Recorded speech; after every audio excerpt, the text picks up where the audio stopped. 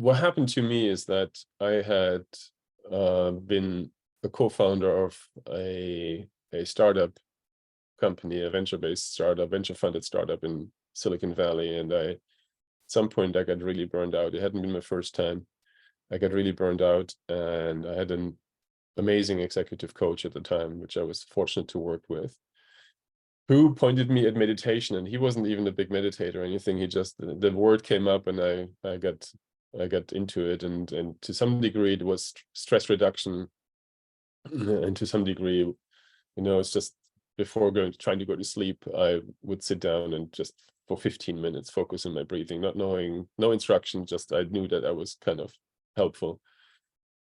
And so that's the beginning of that was the beginning of me trying something that was different. And then at some point in time, I was doing meditation, still focusing on the breath, and it was longer time, it was half an hour, 45 minutes, and at some point in time something clicked and something changed and something opened up, and it was like I was almost in a different space, at least so I could actually visually see my emotions, things along those lines. And just to be clear, I'm an engineer. I'm an engineer with an education in engineering and medicine and a whole host of other things. And I mean, it was like, wow, nobody ever told me about this. What the hell is going on? I want to know more about that.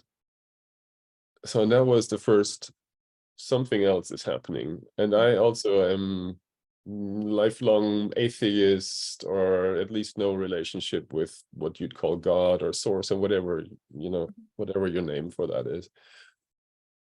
And I wasn't going to go back to that just that. It was just like, wow, there's an experience that is way outside of what I'd experienced before. And just to be clear, this was just me sitting on my butt, focusing on the breath. There was nothing else going on, like zero anything. Yeah. And no, not even music. It was just me sitting on my butt.